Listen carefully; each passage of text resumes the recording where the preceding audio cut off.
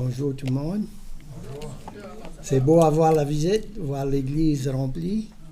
Rends gloire à Dieu. Merci pour ton témoignage. Dieu va te donner ce que tu veux. Pour sa gloire. Ça, c'est pour sa gloire. Toujours. OK, bon, on va commencer, on va prier.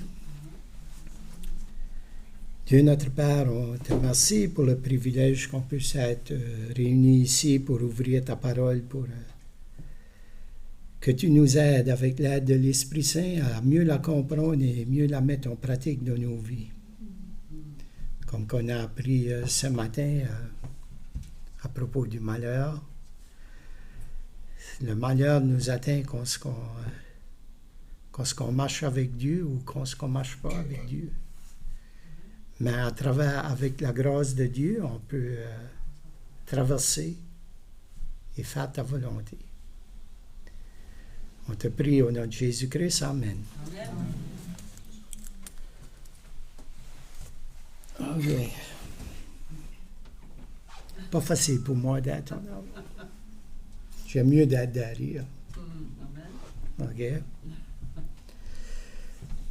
Ça dit, au jour de la division d'Israël, Ninive, capitale du royaume d'Assyrie, comptait parmi les plus grandes villes de l'Antiquité. Bâtie sur les rives fertiles du Tigre, peu après la dispersion de la tour de Babel. Ça c'était quelque chose. Qu'est-ce que Dieu a fait? Hein? C'est pour ça qu'on attend de peuple, de langage, à cause de la tour de Babel. J'espère qu'un jour, on pourra tous se comprendre. Hein? On n'aura pas besoin d'être prêts.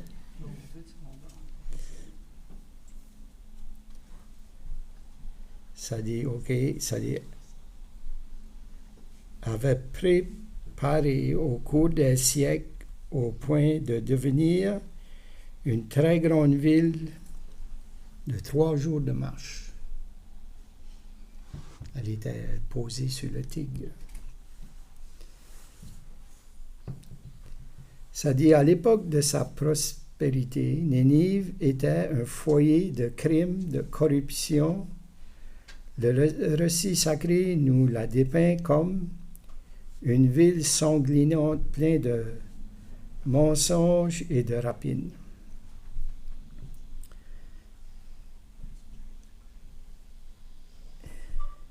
Ninive avait bien des pervertis, n'était pas totalement lié au mal.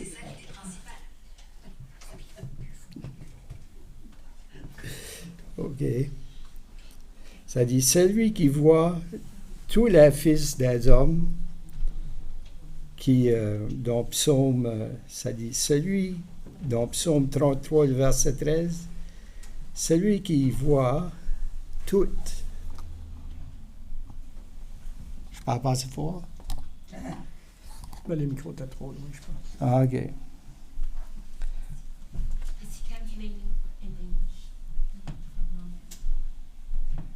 OK. Celui qui voit tous les fils des hommes, qui contemple ce qu'il y a de précieux, savait que de nombreux Nénévites aspiraient à quelque chose de plus élevé et de meilleur. Et il jugea que si l'on leur offrait l'occasion de connaître Dieu, vivant, ils renonceraient à leurs mauvaises actions et ils adoraient Dieu. Et c'est qu'ainsi que dans sa sagesse, le Seigneur se révéla aux Nénévites d'une manière manifestée afin de les amener à la repentance.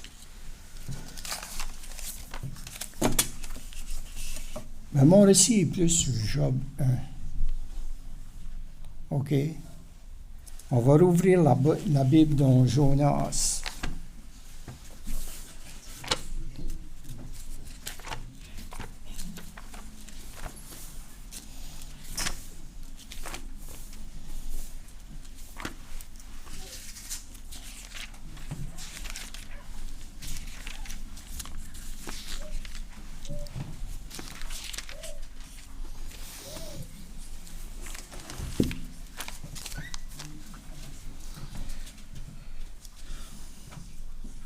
Dans Jonas, chapitre 1, ce que je viens de lire, la parole de l'Éternel fut adressée à Jonas, fils d'Amathias.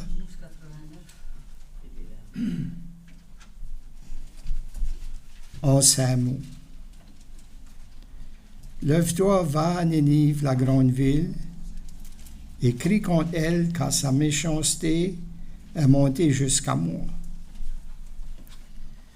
Puis c'est ici l'histoire de Jonas commence.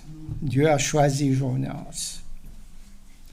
Il dit, « Et Jonas se leva pour s'enfuir à Tarsis, loin de la face de l'Éternel.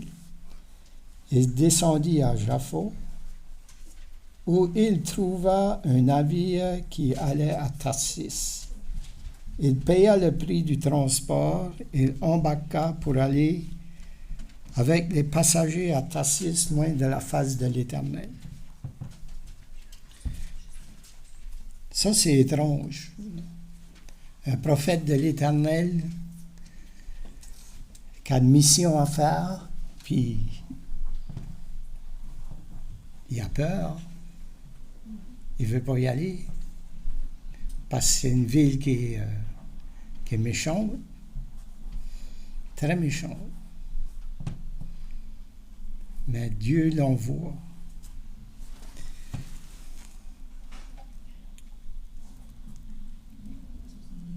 Puis ça dit, en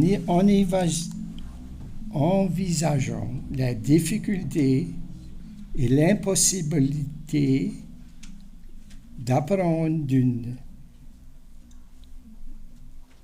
telle mission, Jonas fut tenté de mettre au doute la sagesse de laquelle qui lui était adressée.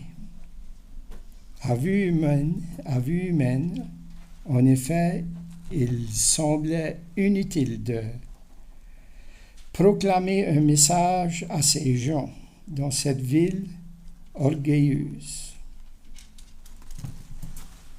Ici, le prophète, il avait oublié, il avait oublié en ce moment que Dieu possède de la toute-puissance et la toute-sagesse. So, Dieu voulait le faire pour Jonas. Puis pour nous autres aussi, dans nos vies aujourd'hui, c'est la même chose. Tous les gens qu'on rencontre, Dieu veut faire la même chose. On a tout un message à donner à ceux qu'on rencontre du dehors, dans nos familles. Mais il faut qu'on reflète le caractère de Dieu. OK? C'est par sa puissance, par sa sagesse.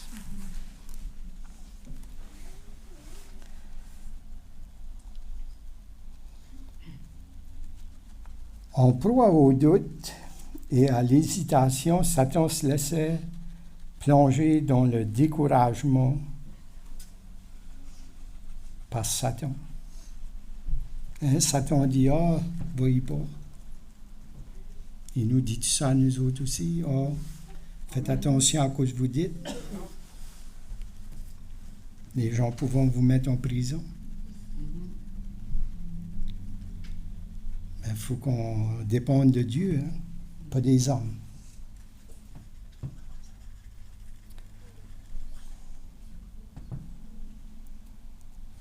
Puis ça dit dans Jonas, le verset 3, « Et Jonas se leva pour s'enfuir à Tarsis, loin de la face de l'Éternel, et descendit à Jaffo et trouva un navire qui allait à Tarsis. Il paya le prix du transport et embarqua pour aller avec les passagers à Tarsis, loin de la face de l'Éternel. »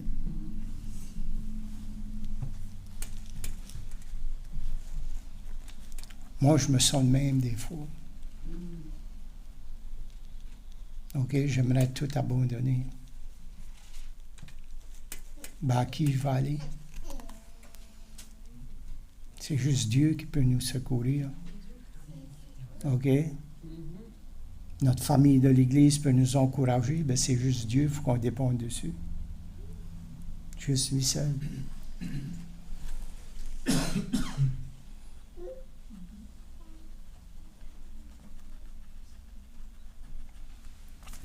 C'est vrai que la mission de Jonas comportait une lourde responsabilité, mais celui qui l'on avait chargé était capable de le soutenir et de l'aider à s'en acquérir fidèlement.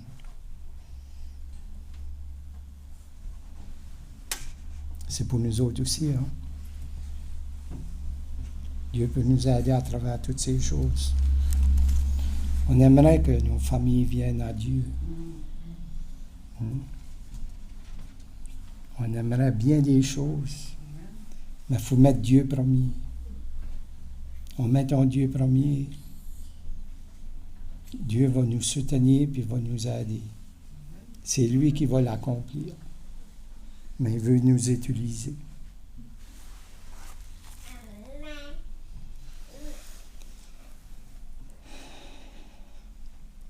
Ça dit, s'il avait obéi sans hésitation, il aurait évité bien des épreuves et reçu d'abondantes bénédictions. Mais Dieu ne l'a pas abandonné. OK? Comme Dieu ne nous abandonnera pas, nous autres aussi, si on se donne à lui.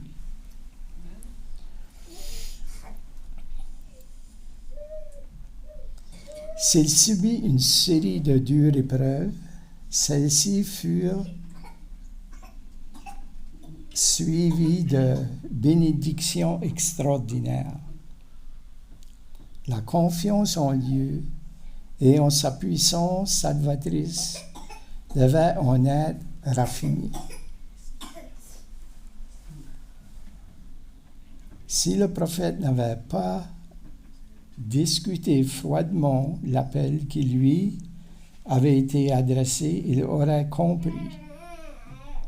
Toute tentative était vaine pour se dérober de sa mission.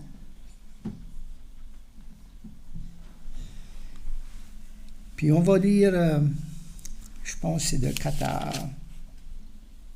à 16. OK, on va lire son histoire de sa fuite. Mais l'Éternel fit souffler sur la mer un vent impétueux, et il s'éleva sur la mer une grande tempête. Le navire menaça de faire naufrage.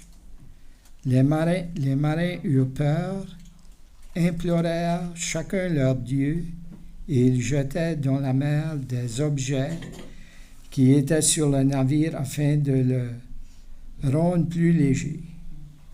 Jonas descendit au fond du navire, se coucha et s'endormit profondément. Comment est-ce que tu peux... je ne peux pas m'imaginer ça. On allait un matin à la tempête que Jésus et les disciples avaient sur la mer Galiléenne. C'était Jésus qui dormait, mais les disciples, OK, ils ont eu peur. Mais Jonas, il n'a pas eu peur. Il a été se coucher au fond du bateau, il s'est endormi.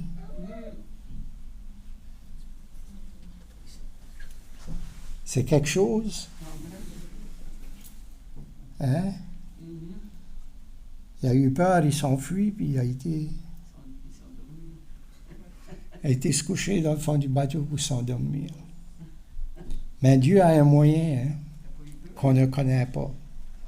OK? Je l'aime bien, cette histoire-là. OK? Ça dit, le pilote s'approcha de lui et lui dit, « Pourquoi dors-tu? Lève-toi, invoque ton Dieu. Peut-être voudra-t-il penser à nous et nous ne périrons pas. » Eux prions, ils avaient tous des dieux idoles. Puis là, il demanda à Jonas. Et ils se dirent l'un à l'autre, « Venez et tirons au sort pour savoir qui nous attire ce malheur. » Ils tirent au sort, puis le sort tomba sur Jonas. Dieu a des moyens de nous faire parler. Hein? Moi, je rends gloire à Dieu. C'est beau. OK? Si on ne veut pas parler, il va utiliser du monde en dehors de l'Église pour parler. C'est quelque chose, hein? Puis là, il dit... alors, il lui dit, dis-nous qui attire ce malheur. Puis il demande des questions. Quelles sont les affaires et d'où viens-tu? OK? Quel est ton pays? Et quel est ton peuple? Es-tu? Quel peuple es-tu? Il leur répondit, je suis hébreu et je crains l'Éternel, le Dieu du ciel et de la terre, de la mer et de l'eau et de la terre. Puis là, ça dit, ces hommes eurent une grande frayeur et ils lui dirent, pourquoi tu fais cela? Hein? Pourquoi? Car ces hommes savaient qu'ils fuyaient loin de la face de l'Éternel parce qu'il leur avait déclaré. Ça veut dire, avant qu'ils ont embarqué sur le bateau, ils avaient déclaré qu'ils se fuyaient de l'Éternel. C'est ça que ça dit là. C'est pas moi qui le dis. Hein? So, Dieu a des moyens qu'on ne connaît pas. OK? À travers de ça, Jonas a parlé. Ça me fait penser le message des 3 anges, le premier message. Hein? Donner gloire à celui qui a créé le ciel, la terre, la mer et les sources d'eau. C'est quelque chose.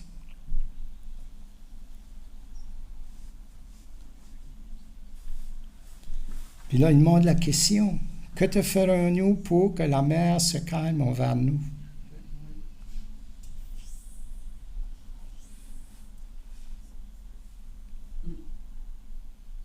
Parce qu'ils voulaient être sauvés. Ils voulaient savoir ce qu'ils ont besoin de faire. Car la mer était de plus en plus orageuse. Il leur répondit, « Prenez-moi et jetez-moi dans la mer, et la mer se calmera envers vous. Car je sais que c'est moi qui attire sur vous cette grande tempête. »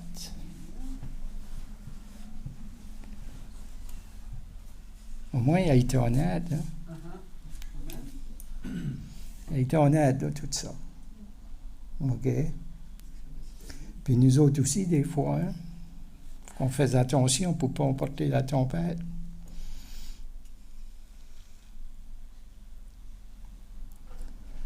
Ça dit, ces hommes ramaient pour gagner la terre, mais ils ne purent, parce que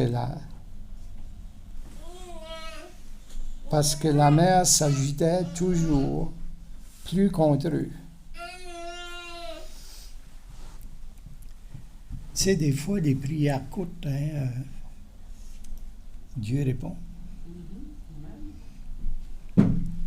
Parce que, qu'est-ce qu'ils ont dit?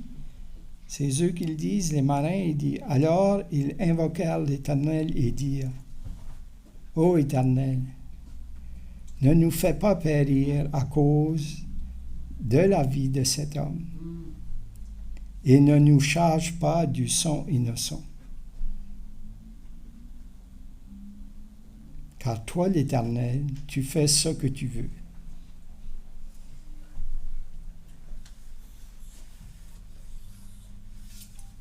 C'est quelque chose pour des païens de prier comme ça.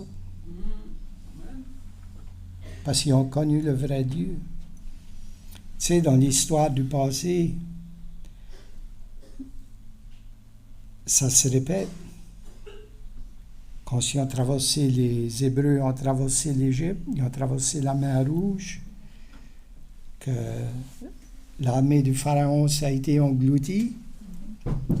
Quand ils sont rentrés dans la terre promise, c'est Dieu qui a combattu pour eux. OK? Parce que Dieu voulait que le monde le connaisse, puis qu'il obéisse.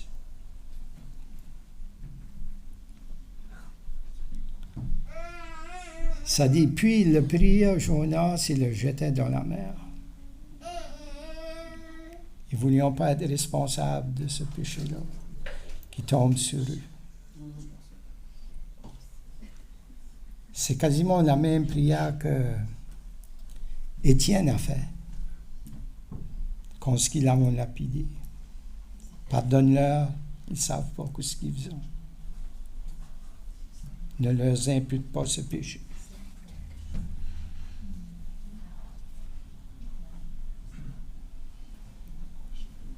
Puis ça dit, et la fureur de la mer s'apaisa.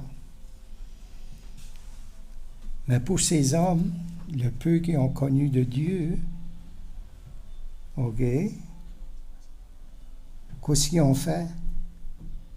Ça dit, ils furent saisis d'une grande crainte de l'Éternel et lui offrirent un sacrifice à l'Éternel et firent des vœux. OK? Peut-être bien qu'ils ont fait la promesse de suivre Dieu. Moi, j'ai hâte de voir ça, mais conseil au ciel, voir ce qu'était la réponse. Comment est-ce qu'ils ont réagi dans le reste de leur vie.